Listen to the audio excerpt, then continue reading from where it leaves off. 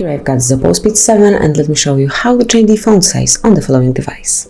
So at first let's open the settings, then find and select the display, so it's under device, scroll down a bit and click on font size.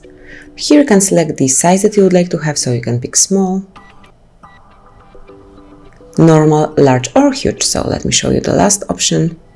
You can also go back to default simply by tapping on normal, and now you are back in the standard font size. So simply like that you can change the font size whenever you want to, whenever you need to, whenever you want to see something bigger, or if you would like to have your display smaller, simply enable it and then enjoy.